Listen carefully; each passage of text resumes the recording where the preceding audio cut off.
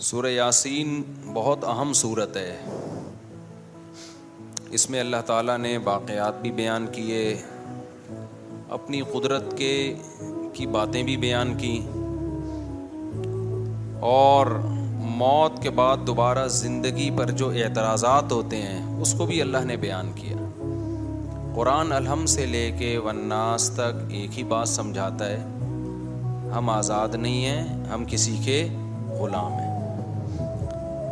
اچھا, اس دعوے میں جو سب سے بڑی رکاوٹ بنتی ہے نا, جو چیز اس بات کو سمجھنے میں, وہ یہ بنتی ہے کہ اگر کامیابی اس کا نام ہے کہ اللہ کی غلامی اختیار کی جائے, تو پھر وہ لوگ جو کافر ہیں, وہ غیر مسلم ہیں, وہ جو مانتے ہی نہیں اللہ کو, ان کی اتنی ترقی کیوں ہے؟ دیکھنے میں کامیاب کون لگتا ہے؟ وہ لوگ لگتے ہیں. قرآن ان مضامین کو بار بار دہراتا رہتا ہے. سورہ یاسین میں بھی اللہ نے دہرایا ہے کہ اس ظاہری ترقی سے, اس ظاہری چمک دھمک سے, اس ظاہری تعیش اور عیش پرستی سے دھوکہ مت کھاؤ. یہ دنیا امتحان گاہ ہے, ایگزامینیشن ہال ہے. ایگزامینیشن ہال میں رزلٹ اناؤنس نہیں ہوتا. رزلٹ کی اناؤنسمنٹ کے لیے اللہ نے آخرت کا دن رکھا ہے. آخرت قائم ہوگی تو اس کے لیے اللہ نے عقلی دلائل بھی دی. عقلی کا مطلب وہ دلائل جو کھوپڑی میں آتے ہیں, اور نقلی دلائل کہتے ہیں جو نقل, یعنی جو واقعات ہیں کہ کیسے کیسے پیغمبروں نے قوموں پہ محنت کی ہے, لیکن ان قوموں نے کیسی نالائقیاں ان کے سامنے کی اور کیسا ان کا برا انجام ہوا. تو ہم یہاں سے شروع کرتے ہیں. اللہ نے فرمایا وَاضْرِبْ لَهُمْ مَثَلًا أَصْحَابَ الْقَرْيَةِ, اے نبی آپ ان کو ایک بستی والوں کا واقعہ سنائیں. یہ حضرت عیسیٰ علیہ السلام کے دور کے قریب کی کوئی بستی ہے. اِذْ جَاءَ الْمُرْسَلُونَ, ان بستی والوں کے پاس پیغمبر آئے. اللہ نے 2 پیغمبروں کو بھیجا, قوم نے انکار کیا. فَعَزَّزْنَا بِثَالِثٍ, دونوں کو اللہ نے طاقت دی تیسرے کے ذریعے بھی. 3 پیغمبر ہو گئے. بنی اسرائیل میں نا ایک وقت میں کئی پیغمبر آئے ہیں, کئی پیغمبر آئے ہیں. فَقَالُوا إِنَّا إِلَيْكُمْ مُرْسَلُونَ, کہنے لگے ہمیں کس کی, تمہاری طرف. ان پیغمبروں نے ان کو کیا کہا؟ وہ جواب میں کہنے لگے مَا أَنْتُمْ إِلَّا بَشَرٌ مِثْلُنَا, تم تو ہماری طرح کے انسان ہو. میں بار بار کہتا ہوں, جتنے بھی اہل اللہ گزرے ہیں, جتنے بھی پیغمبر گزرے ہیں, جو سچی مچی کے اللہ والے تھے نا, سب کو یہی تانے دیے گئے کہ آپ ہماری طرح کے انسان, آپ کھاتے ہیں, آپ نارمل لائف گزارتے ہیں, آپ سوتے ہیں, صبح اٹھتے ہیں اور پراٹھے کھا رہے ہیں, ٹھیک ہے نا, انڈوں پہ مرغی کو بٹھا کیوں رہے ہیں آپ, سوئمنگ کیوں کر رہے ہیں. تو بار بار بزرگی کا یہ تصور کہ وہ عجیب سی مخلوق بن کے انسان گھومنا شروع کر دے, پتہ ہی نہیں چلے یہ مریخ سے آیا ہے یا اسی زمین کی پیداوار ہے. ایسے پیر و مرشد میں نے دیکھے ہیں, اللہ کی پناہ, جس جگہ بیٹھے ہیں کئی سالوں سے وہیں بیٹھے ہوئے ہیں. پولیس آ کے اٹھاتی ہے, تھوڑا سا ہل لو, اب ان کے وقار کے خلاف ہے چلنا. ایسے بیٹھے ہوئے ہیں بزرگ بن کے, شاید مر چکے ہوں, انتقال ہو گیا ہو, ویسے ہی بیٹھے ہوئے ہوں. زمین کھانا شروع کر دیتی ہے, چپک گئے اندر, پولیس بھی نہیں اٹھا سکتی ان کو. تو بزرگ کا یہ مطلب ہرگز نہیں ہے. بزرگ کسے کہتے ہیں؟ الا ان اولیاء اللہ لا خوف علیہم ولا هم يحزنون الذین آمنوا وكانوا يتقون. عقیدہ صحیح کر لو اپنا اور کبیرہ گناہوں سے توبہ کر لو, بزرگ بن گئے, اور کچھ کرنے کی ضرورت نہیں ہے. باقی سارے جیسے نارمل رہتے ہیں, کاروبار کرتا ہے آدمی, صبح جاتا ہے دفتر سے, گھر آ کے بیوی سے پٹتا نہیں ہے, یعنی گھر آتا ہے, تھوڑا بہت بیگم سے اونچ نیچ بھی ہو جاتی ہے, کبھی محلے والوں سے, کبھی کرایہ نہیں دے رہا مالک مکان, وہ کرایہ دار, تو کبھی اس سے اونچی آواز سے بات ہو گئی. تو یہ جو نارمل ہوتے ہیں نا, یہی بزرگ ہوتے ہیں. کوئی الگ سے کوئی بزرگ مخلوق, بزرگ کو کبھی کبھی غصہ بھی آتا ہے, جب اس کے ساتھ کوئی بدتمیزی کرے گا تو اس کو چپیٹ بھی دیتا ہے کبھی کبھار وہ بیٹھ کے. ایسا بزرگ نہیں ہوتا کہ اتنے پولائٹ اخلاق کہ ان کے ساتھ جو مرضی کر لو ان کو غصہ نہیں آئے گا. یوٹیوب پہ ویڈیوز آ جاتی ہیں نا, کوئی چیخ رہا ہے, ابے یہ دیکھو اخلاق پہ بیانات کرتے ہیں, ابھی کیا کر رہے ہیں, یہ چیخ رہے ہیں. بھائی غلط ہو رہا ہے تو چیخے گا نہیں تو کیا کرے گا وہ. ایسا تصور بنا لیا نا کہ بالکل یہ بلٹ پروف قسم کا بزرگ ہے, جس پہ کسی کا اثر ہی نہیں ہوتا. بلٹ پروف ہوتی ہے نا گاڑیاں, بم کا اثر نہیں. تو ان پہ کسی کی زبان کا اثر ہی نہیں ہوگا, ان کو کبھی بھی غصہ نہیں آئے گا. ایسا بالکل بھی نہیں ہے. ہمارے جب نبی صلی اللہ علیہ وسلم کو بھی جب بہت زیادہ کوئی غلط بات ہوتی تھی آپ کو غصہ بھی آتا تھا. ہاں, بار بار غصہ آنا ہر وقت ایسے جیسے توے پہ بیٹھا ہوا ہے, یہ ٹھیک نہیں ہے. اچھا بھائی, تو انہوں نے کہا آپ تو ہماری طرح کے انسان ہیں. قالوا ربنا یعلم انا الیکم لمرسلون قالوا انا تطیرنا بکم. جب بھی پیغمبروں نے جا کے دعوت دی ہے نا, تو ہوا یہ کہ خوشحال قوموں میں پیغمبر گئے تو اللہ کی طرف سے ان قوموں پہ آزمائشیں آنا شروع ہوئیں, قحط سالی شروع ہو گئی کہ شاید اب یہ توجہ کریں اللہ کی طرف. ان کے مالوں کا نقصان ہونا شروع, تو انہوں نے یہ نقصان بھی پیغمبروں کے کھاتے میں ڈال دیا. معاذ اللہ, تمہاری نحوست ہے, معاذ اللہ, تم جب سے آئے ہو تو یہ معاملات ہو رہے. جیسے بہو جب نئی گھر میں آتی ہے اور اتفاق سے مالی اسباب کم ہو جائیں تو ساس کس پہ ڈال دیتی ہے؟ بہو کی نحوست. حالانکہ عین ممکن ہے بہو کے ساتھ ظلم کی نحوست ہو. کیا خیال ہے؟ ظلم ہو رہا ہو, اس کی وجہ سے اللہ نے مال میں برکت ختم. تو کسی کی وجہ سے کوئی نحوست نہیں ہوتی. حدیث میں صاف ہے, لا طیرہ, کوئی نحوست نہیں ہے. نحوست صرف بدعمالیوں کی ہوتی ہے, اس کے علاوہ کسی چیز کی نحوست اسلام میں نہیں ہے. کوئی کالی بلی گزر گئی, کوئی کتا آ گیا, کوئی یہ ہو گیا, یہ کوئی نحوست نہیں ہوتی. نحوستیں ہوتی ہیں تو کس چیز کی؟ بولو نا, بدعملی کی. بہو آنے سے اگر ظلم رزق گیا ہے تو اس کا مطلب اس کے ساتھ کوئی زیادتی ہو رہی ہے بہو کے ساتھ. ساس کے جاتے ہی ایک دم رزق کے دروازے کھل گئے تو ساس پہ نہ ڈالو کہ اس کی وجہ سے نہیں کھل رہے تھے, یہ گئی ہے تو کھل گئے دروازے. نہ نہ نہ بھائی, کوئی نیکی آپ نے کرنا شروع کر دی ہوگی, سمجھتے ہو, تو نہ ساس پہ ڈالو نہ بہو پہ ڈالو. یہ آج کل بہت ہو رہا ہے کہ اس کے آتے ہی یہ ہو گیا. ابے بھائی, وہ ویسے ہی ہو گیا تھا, اتفاق سے وہ اسی ٹائم پہ آ گئی. اب مجھے ایک بات بتاؤ, میں کسی کے گھر جاؤں, میں ایک جگہ کسی کے, زیادہ نہیں بتا, بہت لمبا بات ہو جائے. ہم کسی کے گھر گئے اور اتفاق سے وہاں کسی کو, اللہ نہ کرے, اللہ نے کہا کرنٹ لگ گیا. بولے یار مفتی صاحب جب آئے تھے تو کرنٹ لگا ہے, اس سے پہلے آج تک ہمارے گھر میں کسی کو کرنٹ نہیں لگا. یہ بلی ڈالنی تھی کہ الیکٹرک والوں پر, کہ الیکٹرک والوں پر ڈالنی تھی. الیکٹریشین جو گھر میں تاریں صحیح جوڑ کے نہیں گیا اس پہ ڈالنی تھی. ماں باپ جنہوں نے بچوں کی کیئر نہیں کی ان پہ ڈالنی تھی. ڈال کس پہ دی؟ یہ مفتی صاحب آئے تھے اسی دن کرنٹ لگا. او بھائی, یہ اتفاق ہوتے ہیں, اس میں کسی پہ آپ بلی نہیں ڈال سکتے. حرام ہے, گناہ کبیرہ ہے, بدگمانی ہے, جائز نہیں ہے. چلو آگے. تو وہ کہنے لگے کہ آپ کی بدشگونی ہے, جب سے آپ لوگ آئے ہیں نا یہ کبھی قحط ہو رہا ہے, کبھی مال میں نقصان. حالانکہ اللہ ان کو متوجہ کر رہا ہے کہ ان کی بات مانو, لیکن انہوں نے کس پہ ڈال دیے؟ پیغمبروں پہ. ان کی وجہ سے ایسا ہو رہا ہے. تو کہنے لگے, پیغمبر نے فرمایا تمہاری نحوست تمہارے ساتھ ہے, یہ تمہاری بدعمالیوں کی نحوست ہے. وجاء من اقصى المدینة رجل یسعى. قوم کو وہ تینوں پیغمبر سمجھا رہے ہیں, قوم کی سمجھ میں نہیں آ رہا. یہ کون سا علاقہ تھا؟ تاریخ خاموش ہے. بہت سے حضرات نے کہا انطاکیہ نہیں ہے ترکی کا, جہاں بھی زلزلہ آیا ہوا ہے, اس جگہ کا واقعہ ہے. اور ایک قبر بھی تھی وہاں پہ, میں جب چند سال پہلے گیا تھا تو وہ اس شخص کی قبر بتائی جاتی ہے. من اقصى المدینة رجل یسعى. قرآن کہتا ہے شہر کے کنارے سے ایک شخص دوڑتا ہوا آیا. تو وہ جو دوڑتا ہوا شخص آیا نا, اس کی قبر بھی وہاں پر ہے. اب حقیقت ہے یا نہیں ہے, لیکن مشہور ہے کہ یہ اسی کی قبر ہے. مگر زلزلے میں وہ سب مٹی ہو گئے, وہ ساری تاریخی چیزیں ختم ہو گئی ہیں. زلزلہ بھی جو انطاکیہ میں آیا. تو قرآن کہتا ہے کہ شہر کے کنارے سے ایک شخص دوڑتا ہوا آیا. قال یا قوم اتبعوا المرسلین. کہنے لگا اے میری قوم, یہ پیغمبر ہیں, ان کو فالو کرو, ان کا انکار مت کرو. کیسا جذبہ تھا اس میں. اس کو جب یقین ہو گیا نا یہ پیغمبر ہیں, تو قرآن کہہ رہے وہ چلتا ہوا نہیں آیا بلکہ دوڑتا ہوا. جو مبلغ ہے نا اس میں یہ جذبہ ہونا چاہیے کہ میں جلد سے جلد اپنی قوم کو جہنم کے عذاب سے بچا لوں, اس میں تاخیر نہ کروں. اس کا یہ جذبہ تھا. جو اسرائیلی روایات ہیں ان میں ہے, جس کے بارے میں حدیث میں آتا ہے کہ نہ ان کا انکار کرو نہ اقرار کرو, اور بیان کرنے میں کوئی حرج بھی نہیں ہے, نبی نے خود اجازت دی.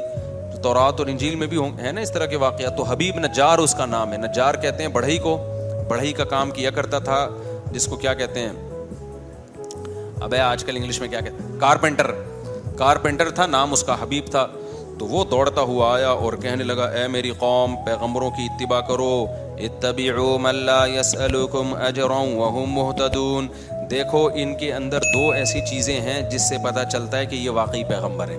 نمبر ایک, ان کی باتیں بالکل ٹھیک ہیں, یہ توحید کی دعوت دے رہے ہیں, زنا سے بچنے کی دعوت دے رہے ہیں, شراب سے بچنے کی دعوت دے رہے ہیں. اچھا, ایک اور اہم پوائنٹ, بعض دفعہ باتیں تو ٹھیک ہوتی ہیں, لیکن میں بار بار ایک بیان میں کہتا ہوں نا, بیان میں ایک بات کہ بات ٹھیک ہوتی ہے لیکن اصل مقصد اپنا منجن بیچنا ہوتا ہے کہ نہیں ہوتا؟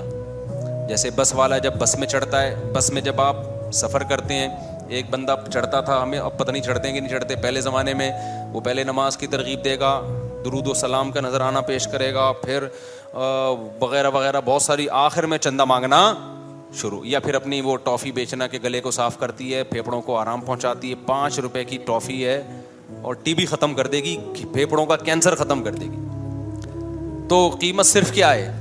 تو وہ لوگ بھی شروع میں وہ درود بھی پڑھ رہا ہوتا ہے, نماز روزے کی ترغیب بھی, باتیں ساری صحیح کر رہا ہے, لیکن مقصد کیا ہوتا ہے اس کا؟ اپنا منجن.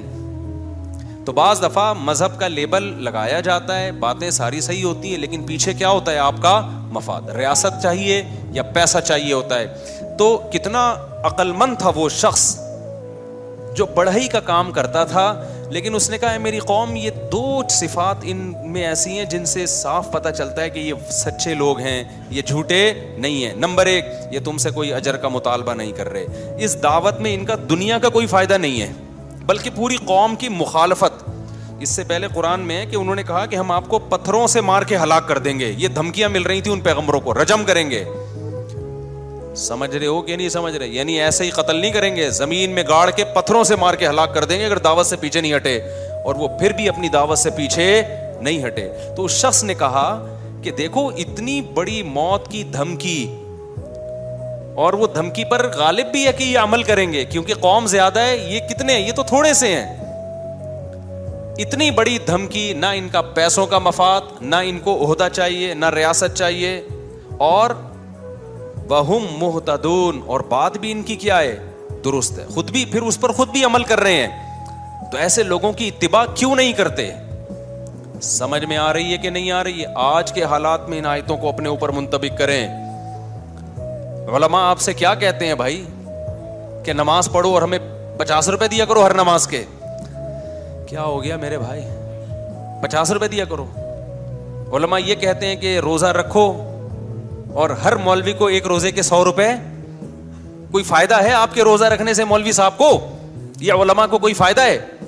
تبلیغ والے کہتے ہیں 100 روزے کے لیے نکلو. تو کیا مطلب؟ جب نکلو گے تو گوشت سستا ہو جائے گا تبلیغ والوں کا, یہ ٹماٹر سستے ہو جائیں گے اس سے.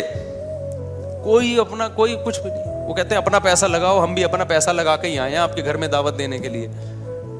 تو بھائی علماء کا کوئی فائدہ نہیں ہے. آپ شراب چھوڑ دو, آپ زنا چھوڑ دو, عورتیں پردہ کر لیں, آپ رمضان کے روزے رکھ لو, آپ حج فرض ہو جائے تو حج کر لو, آپ داڑھی رکھ لو. علماء کا اس میں کوئی فائدہ نہیں ہے, تو پھر کیوں فالو نہ کیا جائے؟ تو اس شخص نے آگے کہا وَمَا لِيَ لَا أَعْبُدُ الَّذِي فَطَرَنِي, مجھے کیا ہو گیا کہ میں اس خدا کی عبادت نہ کروں جس نے مجھے پیدا کیا. یہ پیغمبر اپنی عبادت پہ تھوڑی ہمیں لے کر آ رہے ہیں. ایک ایک لفظ جو ہے نا سمجھنے کا ہے سورہ یاسین کا. یہ پیغمبر ہمیں اپنا غلام نہیں بنا رہے, ہمیں اپنی عبادت پہ نہیں لا رہے. یہ نہیں کہہ رہے کہ ہمارے ہاتھ چوما کرو, ہمیں سجدہ کیا کرو. نا نا نا نا نا, یہ انٹروڈکشن کس کا کروا رہے ہیں؟ اللہ کا, جس نے پیدا کیا. کہہ رہے ہیں اس کی عبادت کرو. عیسائیت جو تباہ ہوئی ہے نا, اس میں ایک بڑا مسئلہ کیا ہوا؟ جب کوئی جرم کرتا, پادری نے کہا میرے ہاتھ پہ آ کے توبہ کرو گے اور جرمانہ بھرو گے تو گناہ معاف ہوگا, ورنہ نہیں. حالانکہ عیسیٰ ابن مریم کی یہ تعلیمات نہیں تھی. عیسیٰ ابن مریم کی وہی تعلیمات تھی جو قرآن میں ہے, وَمَن يَعْمَلْ سُوءًا أَوْ يَظْلِمْ نَفْسَهُ ثُمَّ يَسْتَغْفِرِ اللَّهَ, گناہ کر کے خدا کو نہ. بھائی آپ نماز کے بعد مجھ سے ملیے گا, وہ جو بیٹھے ہوئے ہیں نا, ٹھیک ہے. تو گناہ کر کے اللہ نے کیا فرمایا؟ گناہ جو کرتا ہے ناراض کس کو کیا ہے؟ اللہ کو. تو مولوی کے ہاتھ پہ توبہ استغفار کرنے کی ضرورت نہیں ہے. گناہ کر کے ناراض کس کو کیا؟ اللہ کو. تو کس کے پاس جائے گا؟ اللہ کے پاس. تبھی ہم لوگوں سے منع کرتے ہیں بھائی اپنے گناہ آ کے ہمارے سامنے بیان نہ کیا کرو. ہاں علماء نے ایک بات لکھی ہے, کوئی گناہ اگر چھوٹ نہیں رہا نا, عادت پڑ گئی ہے, تو عادت چھڑوانے کے لیے کسی سے اصلاح لینی پڑتی ہے انسان کو. جیسے شراب کی عادت پڑ گئی تو آپ ڈاکٹر کو بتاتے ہو نا جی عادت پڑ گئی ہے, تو ڈاکٹر گائیڈ کرے گا بھئی یہ ہے, یہ آلٹرنیٹ ہے, ایسے کرو. تو ایسے ہی کسی گناہ کی عادت پڑ جائے تو کسی عالم کو اس غرض سے بتانا کہ حضرت مجبور ہو گیا ہوں, چھوٹ نہیں رہا, آپ کوئی ایسا طریقہ بتا دیں جس سے یہ گناہ چھوٹ جائے, یہ جائز عمل ہے, اس کا اس سے کوئی تعلق نہیں ہے. لیکن علماء نے کہا ہے کہ وہ بھی جب بتایا جائے, جب پہلی دفعہ میں نہ بتایا جائے. پہلی دفعہ میں کوشش کرو خود ہی چھوڑ دو, اگر 2-3 دفعہ ہو گیا ہے پھر بتاؤ, وہ لازمی کسی سے ہدایت لو, کیونکہ اس کا مطلب آپ سے نہیں چھوٹ رہا وہ گناہ. تو اب آپ کو کسی مرشد سے, کسی شیخ سے, کسی مینٹور سے آپ کو پوچھنا پڑے گا کہ بھائی یہ عادت پڑ چکی ہے تو مجھے کوئی ایسا طریقہ بتائیں جس سے میری یہ عادت چھوٹ جائے. جیسے ہوا ہے, اور بہت سارے لوگوں کے گناہ چھوٹے ہیں جنہوں نے اہل اللہ سے تعلق قائم کیا. لیکن اصل کیا ہے, وَمَن يَعْمَلْ سُوءًا, قرآن کہہ رہے جو بھی گناہ کرے گا, ثُمَّ يَسْتَغْفِرِ اللَّهَ, پھر اللہ سے توبہ استغفار کرے, اے اللہ معاف کر دے, میں نے تجھے ناراض کیا, يَجِدِ اللَّهَ غَفُورًا رَحِيمًا, وہ اللہ کو غفور بھی پائے گا اور رحیم بھی. اس کے لیے کسی مذہبی رہنما کے پاس جانے کی ضرورت نہیں ہے, یہ بندہ اور اللہ کا بیچ میں کوئی واسطہ نہیں ہے, اللہ اور بندے کا معاملہ ہے. تو یہ تعلیم حضرت عیسیٰ کی بھی تھی, لیکن انہوں نے مذہبی رہنماؤں کو ایسا باپ بنا دیا نا کہ جی ان کے سامنے آ کے, بھائی یہ کیا لگتا ہے کہ اس کے سامنے کیوں بتائیں, نافرمانی پادری کی تھوڑی ہوئی ہے, کس کی ہوئی ہے, خدا کی ہوئی ہے, تو آپ جانو خدا جانے, خدا کو بتاؤ جا کے.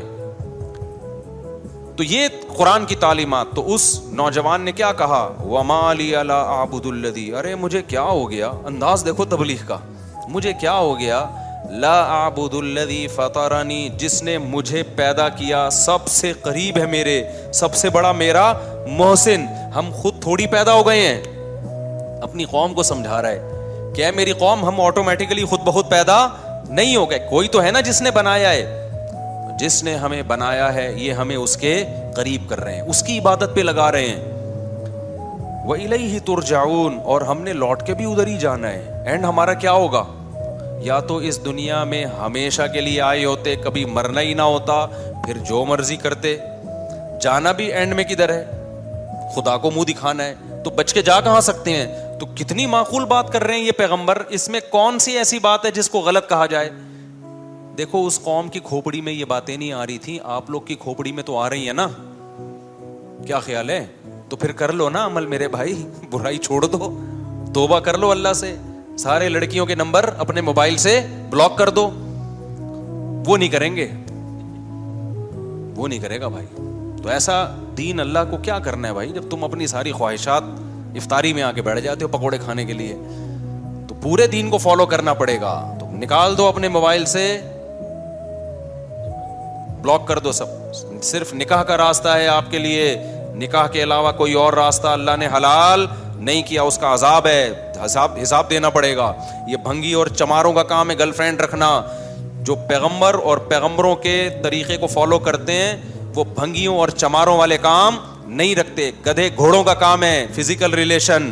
انسان, پیغمبروں کا جو راستہ ہے وہ انسانوں کا راستہ ہے, وہ صرف فزیکل ریلیشن نہیں ہے, وہ اصل میں ریلیشن ہے جس کے بعد بہت سارے حقوق ایک دوسرے کے متوجہ ہو جاتے ہیں. سمجھتے ہو کہ نہیں سمجھتے؟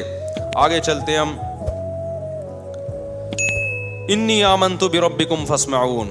تو اس شخص نے کہا کہ اے میری قوم, میں اس خدا پر, شروع میں اس نے اپنے ایمان کو ظاہر نہیں کیا, اپنے ایمان کو چھپا کے نا اپنی قوم کو دعوت دی کہ بھئی ایسے کو ہم کیوں نہ مانیں. اس کے بعد جب قوم نے نہیں مانا تو اس نے صاف اعلان کر دیا, انی آمنت بربکم, دیکھو میں تمہارے رب پر ایمان لے آیا. اپنا رب نہیں کہہ رہا. کیا مطلب, تم بھی لے کر آؤ نا, وہ صرف میرا تھوڑی ہے, وہ تمہارا بھی ہے. فاسمعون, لہذا تم سن لو. قوم نے قتل کر دیا اس کو. ایسے موقع پہ کسی غیر مسلم کے لیے ایمان چھپانا جائز ہے جب اسے قتل کا خطرہ ہو. لیکن عظیمت کیا ہے, فضیلت کس میں ہے, نہ چھپائے اور شہید ہو جائے. کچھ گناہ ایسے ہیں کہ مجبوری میں وہ گناہ ہی نہیں رہتے. کچھ گناہ ایسے ہیں کہ مجبوری میں وہ جائز تو ہو جاتے ہیں لیکن افضل نہیں ہوتے. اب یہ فقہ میں نا، اصول فقہ جنہوں نے پڑھا ہوا ہوتا ہے وہ قرآن و سنت کی روشنی میں وہ سمجھتے ہیں کہ کون سے گناہ ایسے. آپ بھوک سے مر رہے ہو، خطرہ ہے کہ جان سے ہاتھ نہ دھو بیٹھو، اور آپ کے پاس حرام گوشت ہے، تو وہ حرام گوشت کھانا آپ کے لیے حلال ہے. نہیں کھاؤ گے مرو گے، خودکشی کا گناہ ہوگا. وہاں جان بچانا فرض ہے، سمجھتے ہو؟ کھانا فرض ہو جائے، صرف حلال نہیں ہوگا بلکہ کیا ہو جائے گا؟ فرض ہو جائے گا.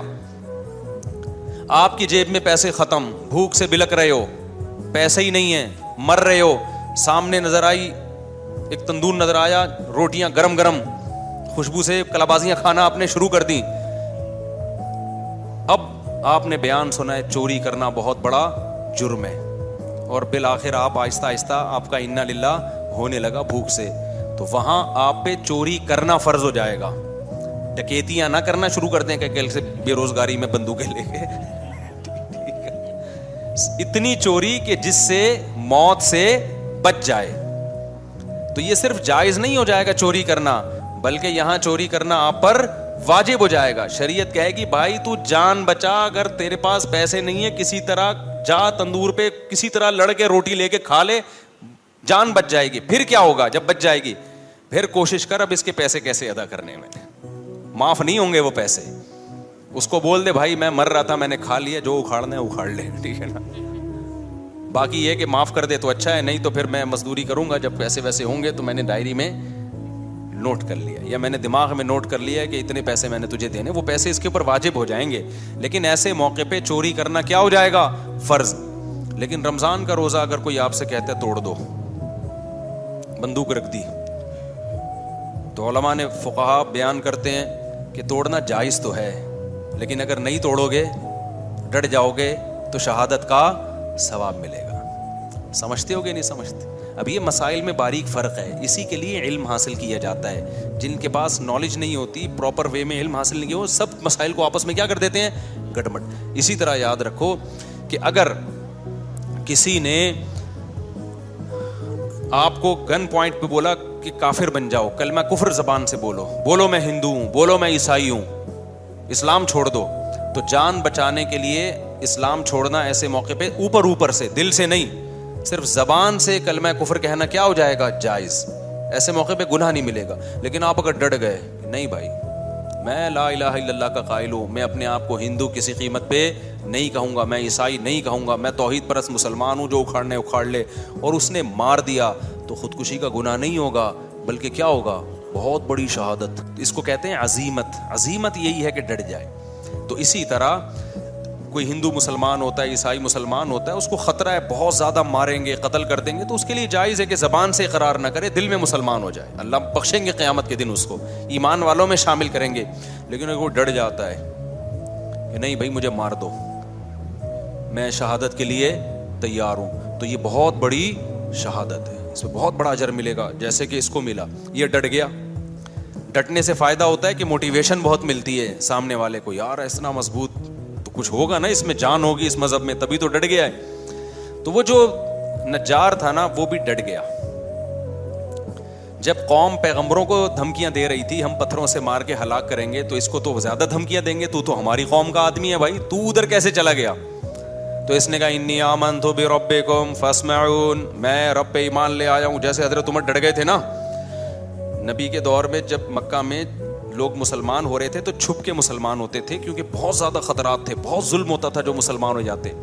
حضرت عمر جب مسلمان ہوئے نا تو مسجد حرام میں جا کے اعلان کر دیا کہ میں کیا ہو گیا ہوں؟ مسلمان ہو گیا ہوں، ایسی کی تیسی، جو اکھاڑنا ہے آ کے اکھاڑ. بلکہ بولا کہ جس کو اپنی بیوی کو بیوہ کروانا ہے تشریف لا سکتا ہے وہ، یعنی الٹا ان کو دھمکیاں دینا شروع کر دی. جس کو اپنے بچے یتیم کروانے کا شوق ہے مارکیٹ میں آ جائے، میں ہو گیا ہوں مسلمان، آ جائے، ٹھیک ہے نا. اور جس کو شوق ہے کہ بیوی بیوہ ہو جائے تو وہ بھی مجھے آ کے روک سکتا ہے. ہم یہی نماز پڑھے گا. تو یہ طاقت تھی، تبھی تو نبی نے دعا مانگی تھی، اے اللہ ابو جہل کے ذریعے اسلام کو طاقت دے، یا عمر بن خطاب کے ذریعے. اللہ کو عمر بن خطاب پسند تھے تو اللہ نے کس کے ذریعے طاقت دے دی؟ عمر بن خطاب. اور ایسی پھر حکومت قائم کی ہے 22 لاکھ مربع میل پر. حضرت عمر کے دور میں کوئی سیاسی اختلاف بھی نہیں ہوا ہے، خاندانی حکومت ہوئی ہے کس کے دور میں؟ عمر کے دور میں. کوئی سر اٹھا کے اور تمہارا کس قدر اللہ کا خوف تھا. دیکھو بیماری میں جب شہادت کا وقت تھا نا, اس وقت ایک نوجوان عیادت کے لیے آیا, اس کا ازار ٹخنوں سے نیچے تھا, جانے لگا تو حضرت عمر نے اس وقت بلایا, بولا اس ازار کو کیا کرو, اوپر کرو. اس وقت بھی نہیں علی المنکر چھوڑا نہیں ہے کہ جو موقع ملا تبلیغ کا وہ کر دو. تو یہ لوگ تھے جو اللہ کی رضا میں فنا ہو چکے تھے. چلو ہم آگے چلتے ہیں. تو اس نے کہا بھائی انی آمنت بربکم فاسمعون, میں ایمان لے آیا. آگے قرآن کی بلاغت ہے, قیل ادخل الجنہ, اللہ کہتے ہیں ہم نے کہا داخل ہو جا جنت. حالانکہ قرآن کو یوں بیان کرنا چاہیے تھا کہ وہ ایمان لے آیا, لوگوں نے پکڑا, اس کو دھمکیاں دیں, اس نے کہا نہیں میں اپنے دین پہ قائم رہوں گا. لوگوں نے قتل کر دیا, جب قتل کر دیا تو اس کو قبر میں رکھا گیا, پھر جب قبر میں رکھا گیا تو حساب و کتاب ہوا, پھر حساب و کتاب میں پاس ہو گیا. جب پاس ہو گیا تو اللہ نے کہا چل اس قبر کو ہم تیرے لیے کیا بنا دیتے ہیں, جنت, اور جنت میں داخل ہو جا. سمجھ میں آ رہی ہے بات؟ قرآن سارے واقعات کو بیچ میں کیا کرتا ہے, حذف کر دیے قرآن نے سارے واقعات. کیوں؟ جب اس نے کہا نا آمنت بربکم فاسمعون, اے لوگوں میں ایمان لے آیا, قرآن کہتا ہے جنت میں داخل. کیا مطلب؟ فوراً شہید کر دیا گیا, اور ادھر آنکھ بند ہوئی ہے, ادھر جنت کے دروازے اس کے لیے کھل گئے. اس سے پتا چلا کہ ادھر اور ادھر میں زیادہ ڈسٹینس نیک لوگوں کے لیے زیادہ ڈسٹینس نہیں ہے. اب سوال پیدا ہوتا ہے بھائی حساب تو ہوتا ہے نا. دیکھو یہاں جنت سے مراد وہ جنت نہیں ہے جو آخرت میں ملے گی, کیونکہ آخرت تو ابھی قائم ہی نہیں ہوئی نا. بھائی کیا ہو گیا, میں پاگل بیٹھا ہوں یہاں پہ. سمجھ میں آ رہی ہے بات؟ وہ جنت نہیں, کیونکہ قیلا کا مطلب اس سے کہہ دیا گیا کہ جنت میں داخل ہو جا, حالانکہ ابھی داخل ہوا نہیں ہے. اور آگے اس کے جو الفاظ تھے وہ بھی قرآن بیان کر رہا ہے کہ جیسے ہی اس کو حکم ہوا جنت میں داخل ہو جا, اس نے کیا کہا, اس نے کہا کہ یا لیت قومی یعلمون, ہائے کاش میری قوم یہ منظر اپنی آنکھوں سے دیکھ لے.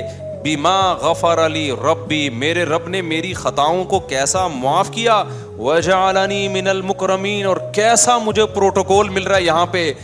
تھوڑا سا فاصلے آنکھ کھلنے اور آنکھ بند ہونے کا, کاش اس جہان میں میری قوم جھانک کے دیکھ لے. اس کو بھی افسوس ہو رہا تھا نا, خیر خواہی اتنی تھی. دیکھو قوم نے قتل بھی کر دیا نا, تو بھی یہ نہیں کہہ رہا قتل ہونے کے بعد اللہ کرے یہ بھی مریں, بلکہ کہہ رہا ہے ان بے وقوفوں کو کتنی بڑی خیر سے محروم ہو رہے ہیں. ان کو نہیں پتا کہ انہوں نے مجھے قتل کر کے کیسے خوبصورت جنت میں داخلے کا ذریعہ بن گئے. اور یہ کاش آنکھ بند ہو اور یہ دیکھ لیں گے تو ایسا کبھی بھی نہیں کریں گے. لیکن اللہ اپنے اصولوں پہ کتنا مضبوط ہے, اللہ اس سے پردے نہیں اٹھاتا. اللہ کہتے ہیں آنکھ بند ہوئی تو پھر نہیں ہوگا. آنکھ جب تک کھلی ہوئی ہے نا, اس وقت تک توبہ کا دروازہ کھلا ہوا ہے. آنکھ بند ہوئی یا بند ہونے کے قریب ہو گئی, آدھی کھلی ہوئی آدھی بند ہے, تب بھی توبہ کا دروازہ کیا ہے. کیونکہ جب مرنے لگتا ہے نا انسان, تو آدھا برزخ میں ہوتا ہے, آدھا کہاں ہوتا ہے, اس دنیا میں ہوتا ہے. دیکھو جب ہم سوتے ہیں ایک کیفیت ہوتی ہے, پورا عالم خواب میں ہوتے ہیں. ایک وہ کیفیت ہوتی ہے اس میں ہمیں اس دنیا کا کچھ بھی پتا نہیں ہوتا. خراٹے لے کے سو رہے ہوتے ہیں نا, اس میں اگر کوئی خاتون کا شوہر دوسری شادی بھی کر لے ان کو نہیں پتا چلتا. اس میں سانس آ گئی آپ سے ملنے کے لیے, آپ کو بالکل بھی ہوش, بالکل ٹینشن ہی نہیں لیتے. آپ خراٹے لے کے سو رہے ہیں, سانس آ جائیں, سالے آ جائیں, بیٹھ کے آپ کی غیبتیں شروع کر دیں. آپ عالم خواب میں ہوتے ہو, اس دنیا میں نہیں. ایک یہ ہوتا ہے کہ پورے اس دنیا میں ہوتے ہو, پورے جاگ رہے ہوتے, کوئی غنودگی نہیں, کوئی دائیں بائیں گر نہیں رہے, وہاں کا کچھ نہیں پتا ہوتا عالم خواب کا. ایسا ہی ہے نا. لیکن ایک بیچ کی کیفیت ہوتی ہے, ابھی سونے کے قریب جا رہا ہے, کچھ یہاں سے بھی کنیکشن ہے اور کچھ خواب سے بھی ہوتا ہے نا. بیچ کی حالت میں پتہ ہی نہیں چل رہا ہوتا کم بخت جاگ رہا ہے کہ سو رہا ہے, آدھی باتیں ادھر کی کر رہا ہوتا ہے. یہ بیچ کی کیفیت ہے. بالکل موت کے وقت بھی یہی بیچ کی ایک کیفیت آتی ہے, تھوڑی دیر کے لیے میت پر. جب ہم دنیا سے جاتے ہیں نا, ایک کیفیت ہوتی ہے پورے یہاں پر ہوتے ہیں اس جہان میں, وہاں سے ابھی کنیکشن بحال بولو نہیں. ایسی کنڈیشن میں توبہ قبول ہوگی. اللہ مہلت دیتا ہے, اب توبہ کر لے, اے اللہ جو کچھ ہوا معاف کر دے, اگر مجھے زندگی ملی آئندہ میں ان گناہوں کے قریب نہیں جاؤں گا, معاف کرے گا اللہ. لیکن بدبخت لوگ توبہ کرتے نہیں ہیں. کیوں؟ اللہ کے وعدوں پہ ان کو یقین ہی نہیں. کتنے کافر ہیں, مرتے ہوئے ان سے کہا گیا اب تو مسلمان ہو جاؤ, انہوں نے کہا نہیں بھائی, نبی کے چچا تھے نا, ان سے کہا گیا کہ اب اسلام قبول کر لیں. انہوں نے کہا نہیں, لوگ بولیں گے کہ بھئی یہ موت کے ڈر سے باپ دادا کے دین کو قبول کر چھوڑ رہا ہے. ایک کیفیت ہوتی ہے جب آپ پورے اس جہاں میں چلے جائیں, اس وقت بھی توبہ قبول نہیں ہوتی. ایک بیچ کی کیفیت ہوتی ہے کہ آدھے یہاں ہیں اور آدھے عالم برزخ کے حالات نظر آنا شروع, اس وقت بھی توبہ قبول نہیں ہوتی. اس کو کہتے ہیں غرغرے کی کیفیت. حدیث میں آتا ہے ان اللہ یقبل توبۃ عبدہ ما لم یغرغر, اللہ اس وقت تک بندے کی توبہ قبول کرتا ہے جب تک وہ غرغرے کی کیفیت میں نہیں ہوتا. فرعون جب ڈوبنے لگا نا, غرغرے کی کیفیت میں آیا ہے, پھر توبہ قبول نہیں ہوئی ہے. تو اب یہ قرآن نے بیچ کا حصہ کیوں حذف کر دیا؟ یہ بتانے کے لیے کہ ادھر اس کی روح نکلی ہے اور ادھر اللہ نے اس کو برزخ کی جو جنت ہے, اصل جنت تو آخرت میں ہے, لیکن قبر ہی کو اور جو عالم برزخ ہے اسی کو اللہ تعالیٰ عزت کی جگہ بنا دیتے ہیں. اس آیت سے عذاب قبر اور ثواب قبر بھی ثابت ہوتا ہے. بہت سے لوگ کہتے ہیں موت کے بعد کچھ بھی نہیں ہے, وہ تو آخرت میں ہی ہوگا. نا نا نا نا نا, نیک لوگوں کا اکرام موت کے فوراً بعد شروع ہو جاتا ہے. اور ایسا معلوم ہوتا ہے کہ اس کی کو جو اللہ نے عزت دی وہ قبر میں جانے سے پہلے دی ہے, ورنہ تو قبر میں فرشتے آتے ہیں نا, سوال پوچھتے ہیں. تو اس کو اللہ نے, یا ہو سکتا ہے یہ ہر شہید کے ساتھ ہو, احادیث سے پتہ چلتا ہے کہ ہر شہید کے ساتھ ایسا ہوتا ہے کہ قبر میں جانے کا انتظار نہیں کیا جاتا اس کے لیے. ادھر شہید کے خون کا قطرہ زمین پہ گرا, ادھر اس کی روح نکلی اور ادھر اس کا اعزاز و اکرام شروع ہو جاتا ہے. اور عام نیک لوگوں کے بارے میں بھی ہے کہ ٹھیک ہے حساب و کتاب تو قبر میں ہوگا, لیکن اللہ کو چونکہ پتہ ہے کہ یہ نیک بندہ ہے, تو جو موت کے وقت فرشتے آتے ہیں نا اس کی روح قبض کرنے کے لیے, وہ فرشتے ہی بڑے مبارک فرشتے ہوتے ہیں. اور اس وقت انسان کو اندازہ ہو جاتا ہے کہ میرا ٹھکانہ جنت ہے یا جہنم. سورہ واقعہ میں بھی اللہ نے اس مضمون کو بیان کیا, سورہ نازعات میں بھی. جو روح قبض کرنے کے لیے فرشتے آتے ہیں نا, اگر وہ اکرام والے فرشتے ہیں تو سمجھ جاؤ کہ کہاں جا رہا ہے یہ اچھا ٹھکانہ. اور اگر وہ فرشتے ہی ایک جلاد بن کے آئے ہیں, ان کی شکلیں خوفناک ہیں, تو یہ خود اس کی علامت ہوتی ہے کہ اس کا ٹھکانہ اچھا نہیں ہے. تو قرآن کہتا ہے قال یا لیت قومی یعلمون, وہ شخص کہنے لگا ہائے کاش میری قوم کو پتہ چل جائے. ادھر توجہ رکھیں, ہائے کاش میری قوم کو پتہ چل جائے. بما غفر لی ربی وجعلنی من المکرمین, کہ میرے رب نے میری خطاؤں کو بھی معاف کر دیا اور مجھے کیسا عزت دار لوگوں میں شامل. کیا مطلب؟ یہاں آ کے ایک پورا ایک لوگ ہیں, روحیں ہیں جو سب مکرمین میں ہیں, جتنے اچھے لوگ اللہ نے مجھے بھی انہی میں کر دیا ہے. تو وہ ترس کھا رہا ہے اور قوم کیا سمجھ رہی ہے, ہم نے کیا کر دیا, بندہ مار دیا. آپ نے مار کے اس پر ظلم نہیں کیا, کس پہ ظلم کیا ہے, اپنی جان پہ ظلم کیا ہے آپ نے. تو قرآن کہتا ہے وما انزلنا على قومه من بعده من جند من السماء وما كنا منزلين. جب اس کو شہید کیا نا قوم نے, تو اللہ کہتے ہیں ہم نے اس قوم پر تباہ کرنے کے لیے آسمان سے کوئی بڑے بڑے لشکر نہیں بھیجے, نہ ہمارا لشکروں کو بھیجنے کا ارادہ تھا. ان كانت الا صيحة واحدة, فرشتے نے ایک زوردار چیخ ماری ہے. فَإِذَا هُمْ خَامِدُونَ, اچانک وہ بجھ گئے. بجھتا کون ہے, انسان بجھتا ہے یا آگ بجھتی ہے؟ بولو, آگ. انسان تو نہیں بجھتے. ان کے لیے تو یہ لفظ ہونا چاہیے تھا کہ سارے مر گئے, لیکن اللہ کیا کہہ رہا ہے, اچانک سارے بجھ گئے. یہ بلاغت ہے. آگ پہلے بڑے شعلے مار رہی ہوتی ہے, ایسا لگتا ہے کہ تباہ کر دے گی سب کو. پانی ڈالو تو ایسی غائب ہوتی ہے جیسے اس کا نام و نشان تھا ہی نہیں. تو یہ بڑی طاقتور قوم تھے, بڑی باتیں کرتے تھے, ہم یہ ہیں, ہمارا یہ بزنس, ہماری یہ ترقی, ہماری یہ بلڈنگیں, ہمارے یہ جائیدادیں, ہمارا یہ کلچر, اور بڑی بڑی باتیں کی. اور اللہ نے ایک آواز دی ہے ایسے جیسے آگ کے اوپر آپ نے کیا کر دیا, پانی, اور سارے غائب ہو گئے, سارے مر گئے, سب طاقت اور قوت کیا ہو گئی, ختم. بھائی اوپر جو ہے نا بچے بہت زیادہ شور مچا رہے ہیں. جن خواتین کے بچے ہیں وہ اپنے بچوں کو کنٹرول کریں. بہت زیادہ چھوٹے بچوں کو تو مسجد میں لے کے ہی نہ آئیں. بہت زیادہ تراویح میں بہت شور شرابے کی آوازیں آ رہی ہوتی ہیں, تو کنٹرول کریں ان کو. اگر ہمارے گھر کے بچے ہیں تو بھی ان کو کان پکڑ کے گھر بھیج دیں. بعض دفعہ وہ مولوی صاحب کے اکرام میں کہ جی مولوی صاحب کا کا بچہ ہے تو پتہ نہیں وہ اس کو کچھ کہہ ہی نہیں سکتے. تو ایسا کچھ بھی نہیں ہے. کسی کا بھی بچہ ہو شرارت کر رہا ہے تو اس کو کان سے پکڑ کے تمیز سے گھر کی طرف رخصت کر دیں اس کو. اچھا بھائی, وما انزلنا ان کانت اللہ صیحۃ واحدۃ. آگے اللہ کہتے ہیں یا حسرۃ علی العباد, اللہ کہتے ہیں مجھے بندوں پر افسوس ہے. یعنی اللہ کو بھی عذاب دے کے خوشی نہیں ہوئی ہے, اچھا نہیں لگا کہ میں نے سب کو مار دیا. اللہ کہتے ہیں مجھے کیا ہے, افسوس ہے بندوں پر. ما یاتیہم من رسول, جب بھی ان بندوں کے پاس میرا کوئی پیغمبر آیا, کانوا بہ یستہزئون, انہوں نے بھی ٹھانی ہوئی ہے کہ ہمیشہ ان پیغمبروں کا مذاق اڑانا ہے. آج یہ ٹھانی ہوئی ہے کہ جب بھی کوئی دین کی دعوت کا کام کرے گا تو ایک لبرل طبقہ ایسا ہے کہ اس نے مولویوں کا مذاق ہی اڑانا ہے.